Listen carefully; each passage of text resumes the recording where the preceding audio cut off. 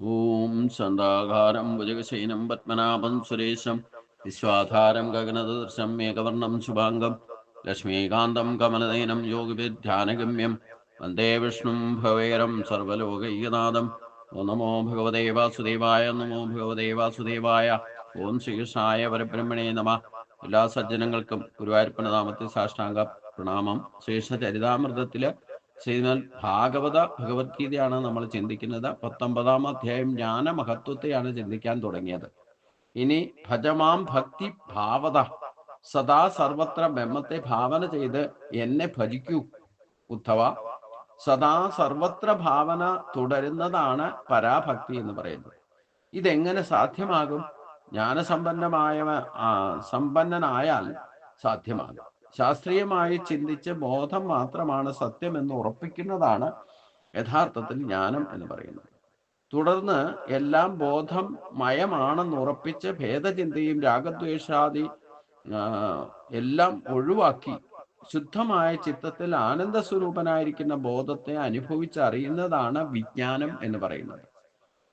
ഇത്രയുമായാൽ സർവം ബ്രഹ്മം എന്ന് സദാഭാവന ചെയ്ത് ഭഗവാനെ ഭജിക്കാൻ കഴിയും. ഈ ഭജനമാണ് പരാഭക്തി അഥവാ ജ്ഞാനത്തിന്റെ പരമകാഷ്ഠ എന്ന് പറയുന്നത്. ഇതിനെല്ലാം വഴി തെളിക്കുന്നത് ഗുരുശാസ്ത്ര സമ്പർക്കം കൊണ്ട് നേടാവുന്ന ശാസ്ത്ര വിചാരം തന്നെയാണ്. ബോധമുണ്ടോ? ജഗത്തുണ്ട്. ബോധമില്ലേ? ജഗത്തില്ല. അതുകൊണ്ട് ജഗത്തായി കാണപ്പെടുന്നതെല്ലാം ബോധം തന്നെയാണെന്ന് അറിയുക. ലളിതമായൊരു യുക്തി വിചാരം ഗുരുശാസ്ത്ര സമ്പർക്കം കൊണ്ട് ഉറപ്പിക്കണം. വിചാരം ചെയ്യുന്തോറും ഉറച്ചുറച്ചു വരുന്ന യുക്തിയാണിത്. വിചാരം കൊണ്ട് മാത്രമേ വസ്തു തെളിയുകയുള്ളൂ. കർമ്മകോടികൾ കൊണ്ടും വസ്തു തെളിഞ്ഞു കിട്ടുകയില്ല എന്ന് ഉറപ്പിച്ചുകൊള്ളുക. വിചാരമാണ് ജ്ഞാനദൃഷ്ടി. ഈ ജ്ഞാനദൃഷ്ടി ഉള്ളിൽ തെളിഞ്ഞാൽ പിന്നെ യാതൊരിടത്തും മങ്ങിപ്പോകുന്നതല്ല. അത് തെളിഞ്ഞ് വരും തോറും സർവം ബ്രഹ്മമയമെന്ന് പരാഭക്തി സഹജ അനുഭവമായി തീരുകയും ചെയ്യും. അപ്പോൾ മാത്രമേ വിജ്ഞാനമാകുകയുള്ളൂ. അപ്പോഴാണ് ജ്ഞാനത്തെ അനുഭവിച്ചറിയണം എന്ന് പറയുന്നത്. ഭഗവാൻ തുടർന്നും പറഞ്ഞു, സത്വാന്വേഷികളായിരിക്കുന്ന മുനിമാർ ജീവിതത്തെ ഒരു ജ്ഞാനവിജ്ഞാന യജ്ഞമാക്കി മാറ്റുകയാണ് ചെയ്യുക.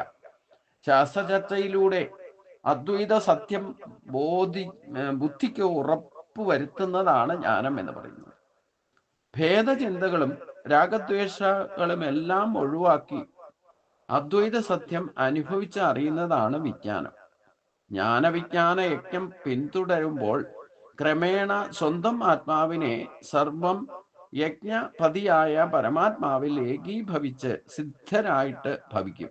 ഉദ്ധവരെ, ആധ്യാത്മികവും ആദിഭൗതികവും ആദിദൈവികവുമായി കാണപ്പെടുന്ന എല്ലാ കാഴ്ചകളും മായയ്ക്കുള്ളിലാണെന്ന് അറിയുക. ആദിയും അന്തവും ഉള്ളവയാണ് താനും.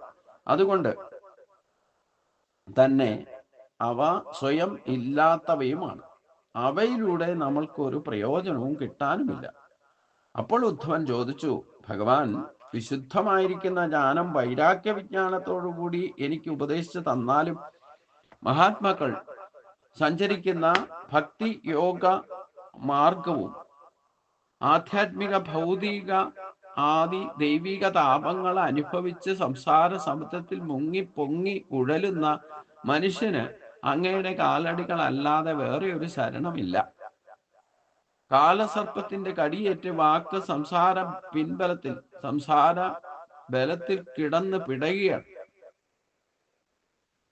ഈ ജനം മുഴുവൻ അങ്ങനെ ജന്മങ്ങള് നേടിക്കൊണ്ടേയിരിക്കുന്നു. വൈരാഗ്യമോക്ഷപ്രദമായിരിക്കുന്ന വാക്ക് സുധാബിന്ദുക്കൾ അവരുടെ മേൽ തളിച്ച് ആശ്വസിപ്പിച്ചാലും എന്ന് ഉദ്ധവൻ പറഞ്ഞു.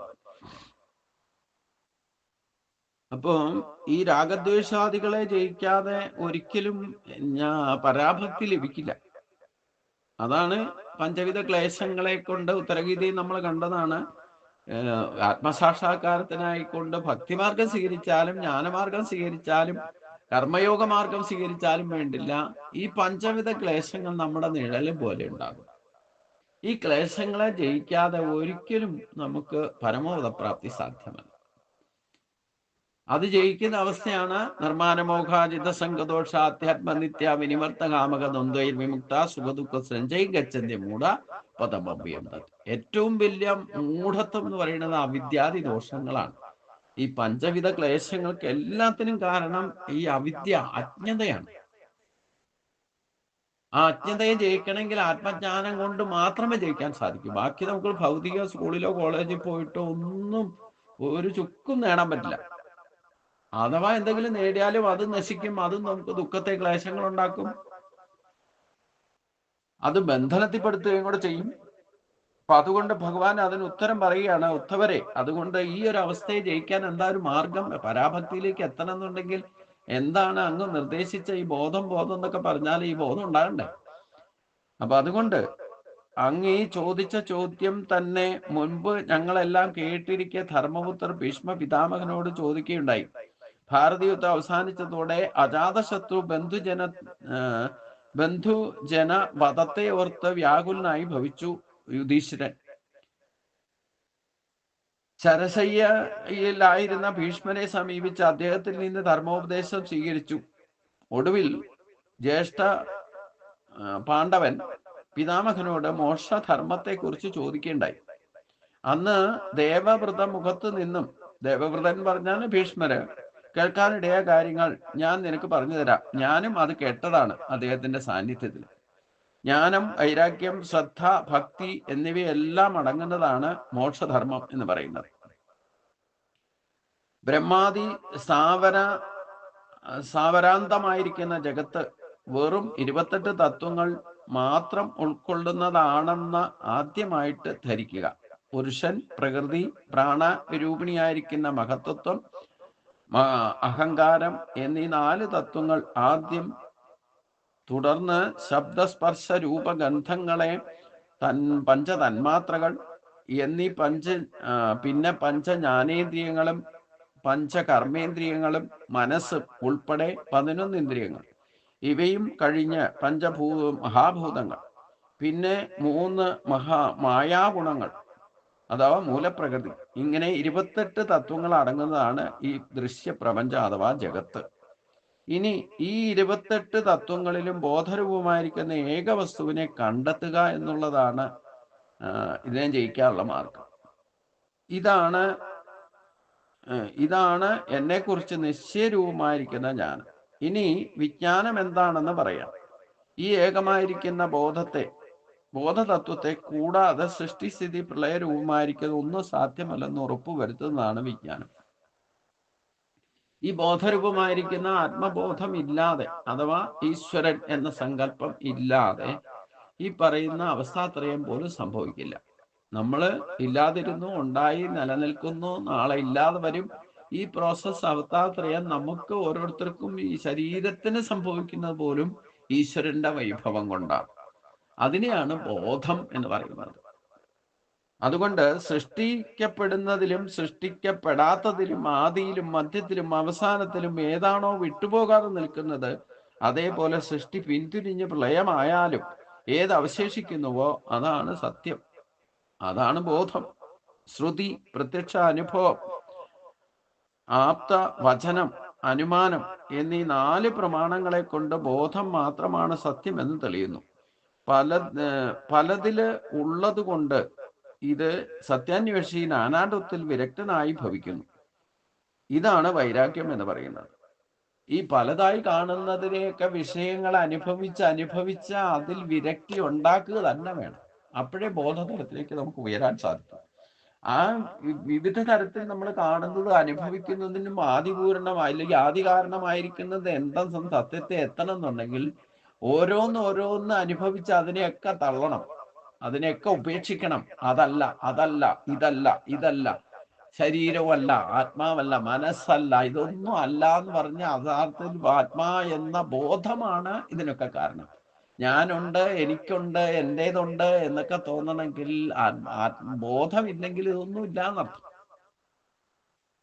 അതുകൊണ്ട് സത്വാന്വേഷി നാനാത്വത്തിൽ വിരക്തനായി ഭവിക്കും.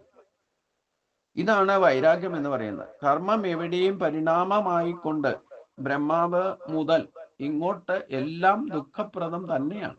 അതായത് സൃഷ്ടിയിലെ ഈ സൃഷ്ടി വ്യവഹാരമാണ് കർമ്മം. ആ കർമ്മങ്ങളെല്ലാം ദോഷത്തിൽ ലിപ്തമാണ്. അതുകൊണ്ട് ബ്രഹ്മാവിനടക്കം ഈ ദുഃഖം അനുഭവിക്കുന്നുണ്ട്. അങ്ങനെ കണ്ടറിഞ്ഞില്ലാത്ത സ്വർഗാദി സുഖങ്ങൾ, കണ്ടറിഞ്ഞിട്ടില്ലാത്ത സ്വർഗ ലോകങ്ങൾ പോലും നശ്വരവും ദുഃഖപ്രദവുമാണെന്ന് ജ്ഞാനിക്ക് ബോധ്യം വരണം, ബോധ്യപ്പെടും. ഉദ്ധവരെ, ഭക്തിയോഗം നേരത്തെ തന്നെ ഞാൻ നിങ്ങൾക്ക് വിവരിച്ചു തന്നതാണല്ലോ. എങ്കിലും ഭക്തിയുടെ പരമകാരണം ഞാൻ ഒരിക്കൽ കൂടി അറിയിക്കാം. എത്ര പ്രാവശ്യം കേട്ടാലും നമ്മളെപ്പോലെയല്ലേ, മറന്നുപോകും. അതുകൊണ്ട് റിപ്പീറ്റ് ചെയ്ത് നവമായിട്ട് കേട്ടുകൊണ്ടിരുന്നാൽ മാത്രമേ ഇതൊക്കെ നമ്മുടെ ഉള്ളിൽ ഉറയ്ക്കൂ. അത് ഉറച്ചാലേ ഈ ഭൗതിക വിഷയങ്ങളോട് വിരക്തി ഉണ്ടാകുള്ളൂ, വൈരാഗ്യം ഉണ്ടാകുള്ളൂ. അപ്പോൾ മാത്രമേ പരമമായത് അറിയാനും ബോധിക്കാനും സാധിക്കുകയുള്ളൂ. അതുകൊണ്ട് ഭഗവാൻ പറഞ്ഞു, ഒരിക്കൽ കൂടി ഞാനത് അറിയിക്കാം. എന്നെക്കുറിച്ചുള്ള ആനന്ദപ്രദമായ ചർച്ചയിൽ ശ്രദ്ധ ഉണ്ടാവുക, എന്നെ സ്തുതിക്കുക, സ്തുതികളിലും സ്തോത്രങ്ങളും പാടി എന്നെ പൂജിക്കുക, പൂജയിൽ ആദരവുണ്ടാവുക, കേശാദിപാദം എന്നെ അഭിനന്ദിക്കുക, എന്നെ നമസ്കരിക്കുക, എൻ്റെ ഭക്തരെ ആദരിക്കുക.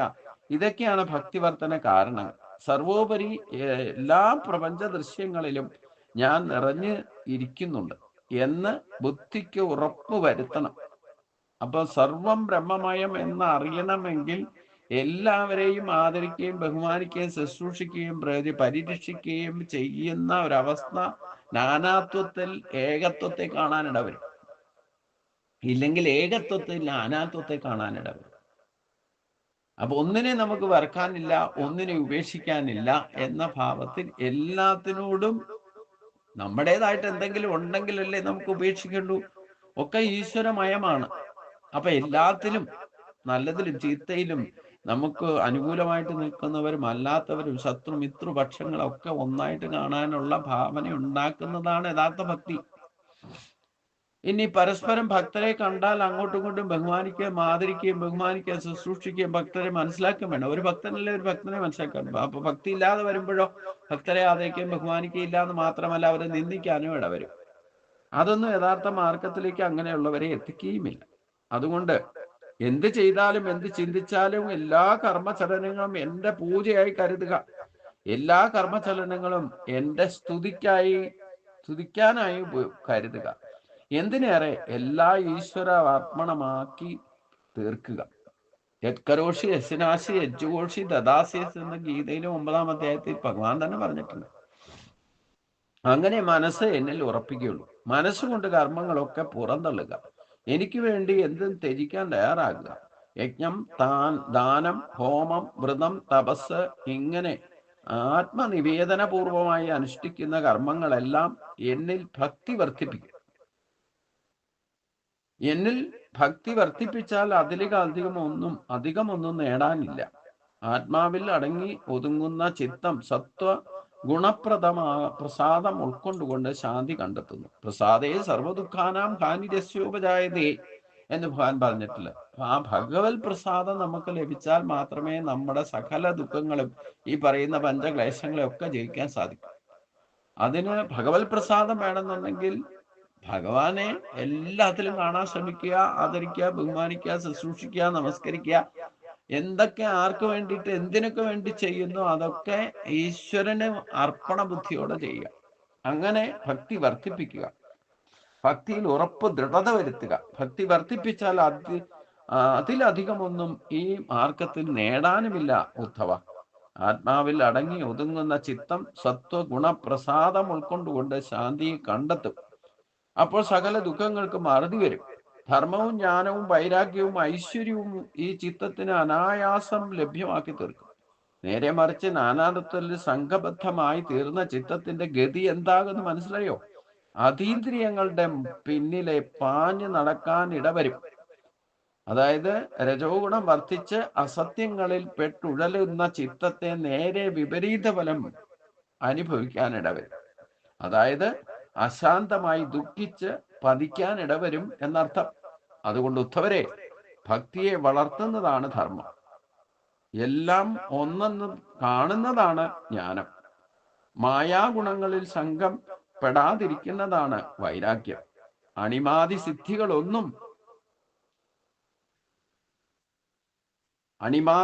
സിദ്ധികൾ ആണ് ഐശ്വര്യം. ഉദ്ധവൻ വീണ്ടും ചോദിച്ചു, ഭഗവാൻ, യമം നിയമം എന്നീ എത്ര വിധമാണ്? സമം എന്താണ്? ദമം എന്താണ്? തിദിശ എന്ന് പറയുന്നത് എന്താണ്? ത്യാഗം, ധനം, യജ്ഞം, ദക്ഷിണ എന്നിവയെക്കുറിച്ചും അറിഞ്ഞാൽ കൊള്ളാം. മനുഷ്യന്റെ ബലം എന്താണ്? ഭഗം, ലാഭം, വിദ്യ, ലജ്ജ, ശ്രേഷ്ഠമായ ശ്രീസുഖം, ദുഃഖം എന്നിവയൊക്കെ എന്താണ്? ആരാണ് പണ്ഡിതൻ? ആരാണ് മൂർഖൻ? ശരിയായ മാർഗം ഏതാണ്? തെറ്റായ മാർഗം ഏതാണ്? സ്വർഗവും നരകവും എന്താണ്? ബന്ധു ആരാണ്? ഗ്രഹം എന്താണ്? ആഢ്യനാര്? ദരിദ്രനാര്? കൃപണനാര്? ഈശ്വരനാര്? ഭഗവാൻ, ഇവയും ഇവയ്ക്ക് വിപരീതമായതും ഒക്കെ എനിക്ക് പറഞ്ഞു തന്നാൽ. ഭഗവാൻ ഇതിന് മറുപടി പറഞ്ഞു, അഹിംസ, അസത്യം, ആസ്തേയം, അതായത് മോഷ്ടിക്കാതിരിക്കുക, സംഘമില്ലാതിരിക്കുക, ലജ്ജ, കൂട്ട് വയ്ക്കാതിരിക്കുക, അതായത് സംഘദോഷം, ഈശ്വര ബുദ്ധി, ബ്രഹ്മചര്യം, മൗനം, സ്ഥിരത, ക്ഷമ, അഭയം, ശുചി, ജപം, തപം, ഹോമം, ശ്രദ്ധ, ആദിത്യം, സദർശനം, തീർത്ഥാടനം, പരോപകാരം, സന്തോഷം, ആചാര്യ ശുശ്രൂഷ, ഇവയാണ് യമങ്ങളും നിയമങ്ങളും ഉൾപ്പെട്ട 24 എണ്ണം. ഇവ വേണ്ടതുപോലെ അനുഷ്ഠിച്ചാൽ മനുഷ്യൻ അതിവേഗം സത്യത്തോട് അടുക്കും. അതാണ് അഷ്ടാംഗയോഗത്തിലെ യമനിയമങ്ങൾ പാലിക്കണമെന്ന ആദ്യത്തെ സ്റ്റെപ്പ് തന്നെ. ആദ്യത്തെ യോഗം, 8 യുഗങ്ങളിൽ ആദ്യത്തെ യോഗം എന്ന് പറയുന്നത് യമനിയമങ്ങൾ പാലിക്കുക എന്നുള്ളതാണ്. അതാണ് ഇവിടെ ഭഗവാൻ വിസ്തരിച്ച് പറഞ്ഞത്. 24 ഘടകങ്ങളാണ് യമനിയമങ്ങളിലുള്ളത്. ഇവ വേണ്ട പോലെ അനുഷ്ഠിച്ചാൽ മനുഷ്യൻ അതിവേഗം സത്യത്തോട് അടുക്കും. സദാ മനസ്സിൽ ഉറപ്പിക്കുന്നതാണ് ഈ സത്യത്തെ സദാ മനസ്സിൽ ഉറപ്പിക്കുന്നതാണ് ശമം. ഇന്ദ്രിയ നിഗ്രഹമാണ് ദമം. ഇന്ദ്രിയങ്ങളെ പ്രത്യാഹാര മാർഗത്തിലൂടെ അതിനെ നിയന്ത്രിക്കുക, അതാണ് ദമം എന്ന് പറയുന്നത്. ദുഃഖം സന്തോഷത്തോടെ സഹിക്കുന്നതാണ് തിദിശ. അതായത് ദുഃഖത്തെയും പ്രസാദമായി കരുതി സ്വീകരിക്കണം, അതാണ് തിദിശ. രസനേന്ദ്രിയങ്ങളെയും ജ്ഞാനേന്ദ്രിയങ്ങളെയും ജയിക്കുന്നതാണ് ധൃതി എന്ന് പറയുന്നത്, അഥവാ ധൈര്യം. ഇതൊക്കെ ഗീതയില് മോക്ഷ സന്യാസ യോഗത്തിലൊക്കെ ഭഗവാൻ വിസ്തരിച്ച് പറയുന്നുണ്ട്. പരദ്രോഹം ഒഴിവാക്കുകയാണ് ഏറ്റവും വലിയ ദാനം. മറ്റാളെ ഉപദ്രവിക്കാതിരുന്നാൽ തന്നെ അത് ഏറ്റവും വലിയ, അവരോട് ചെയ്യാവുന്ന ഏറ്റവും വലിയ നന്മയാണ്, ദാനമാണെന്നർത്ഥം. കാമം ഉപേക്ഷിക്കുന്നതാണ് തപസ്. കാമം എന്ന് ഉദ്ദേശിക്കുന്നത് ആഗ്രഹങ്ങളെ ഉപേക്ഷിക്കുന്നതാണ് ഏറ്റവും വലിയ തപസ്. വാസനയെ ജയിക്കുന്നതാണ് ശൗര്യം. സമദർശനമാണ് സത്യം. സത്യവാക്ക് ഉച്ചരിക്കലാണ് ഋതം എന്ന് പറയുന്നത്. കർമ്മവാസന ഉൾക്കൊള്ളാതിരിക്കലാണ് ശൗചം എന്ന് പറയുന്നത്. എല്ലാ കർമ്മങ്ങൾക്കും ദോഷമുണ്ട്. അതുകൊണ്ട് കർമ്മബന്ധനം ഉണ്ടാക്കുന്ന കർമ്മങ്ങളിൽ പോയി പെട്ടാൽ അത് ഏറ്റവും വലിയ അശൗചമാണ്.